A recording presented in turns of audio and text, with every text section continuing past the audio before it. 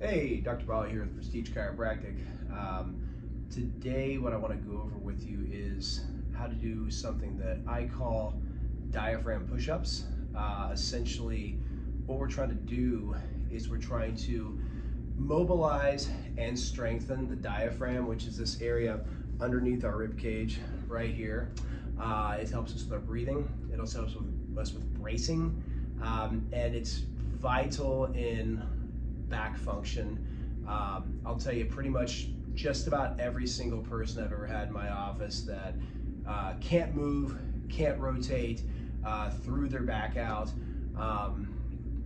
the diaphragm's involved in some way, shape, or form. And a lot of times we're going to use something just like this, a simple inflatable ball, to have them start with just a breathing exercise that is deceptively it's deceptively easy, but what I'm saying, it's very challenging. It's very challenging.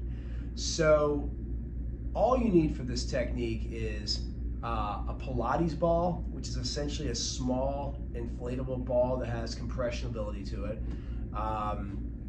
I particularly use this product here, gorgeous ball made by Jill Miller at Yoga Tune-Up.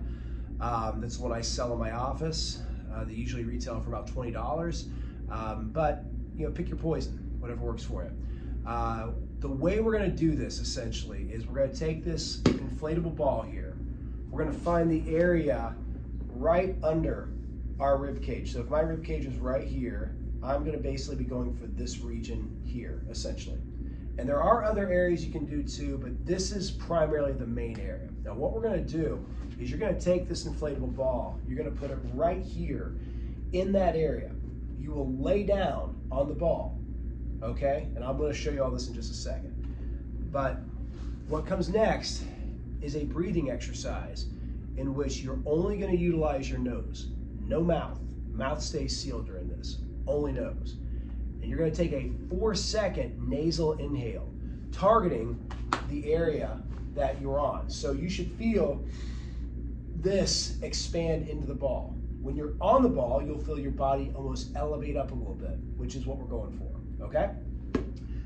You're going to hold that breath for 4 more seconds, okay?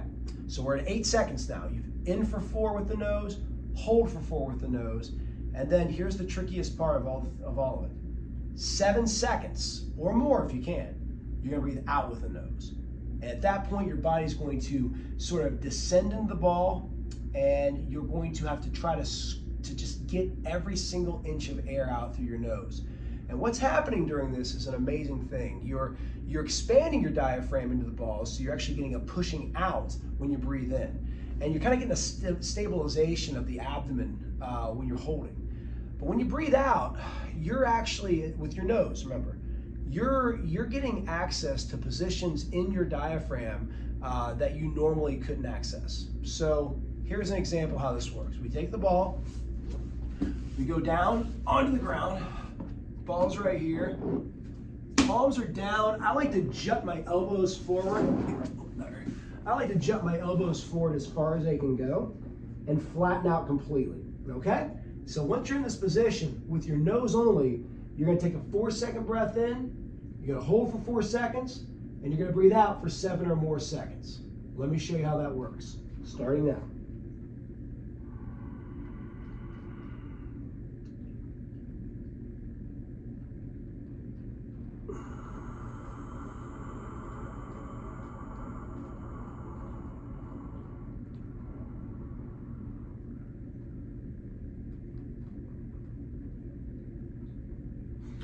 Just like that. Now you're gonna wanna do this about anywhere from 6 to 10 times, whatever you feel appropriate. You may feel back pain when you're doing this. You may feel like a cramp. What we're looking for during that process is that you feel less problematic as you're doing it. You're gonna feel like you're adapting to the movement. You're gonna feel like the last breath isn't as bad as the first one. But I want you to take in mind, this is an abdominal exercise. It may not seem like it. You may think, well, it's not a crunch, it's not a bridge, it's not a toe to bar, but you're actually doing diaphragm push-ups. You're using your abdomen to drive your body up and down just like a push-up.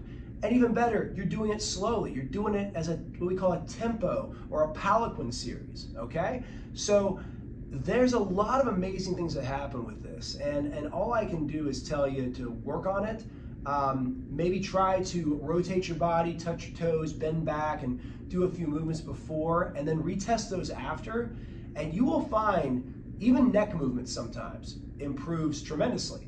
And in my office, I use this terminology where I'll say, you know, is your problem, you know, your shoulder pain or your hip pain, is it the leak or is it just a puddle? And what I found in 10 plus years of practice, which I've only been doing this for about 4 years with this ball, you know, they didn't teach us any of this in chiropractic school. And I know barely any physical therapist or orthopedist or doctor for any measure that has any education truly on diaphragm movement. I had to learn this through taking a specialized course called Art of Breath. And it was a game changer for me. I have literally seen improvement with people so much faster than with just traditionally just adjusting them and seeing them like I used to. So I highly recommend that you pick up a Pilates ball or one of these Gorgeous balls from either my office or from just Amazon in general. Wherever you get it, it's wherever you get it. And try this out on a daily basis.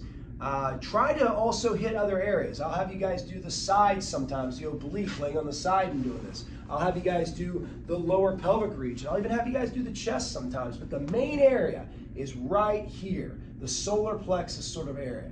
You work on that, and you get back to me and tell me if you think that you think it's pretty effective or not. Okay? Thanks, and I hope you have a great day.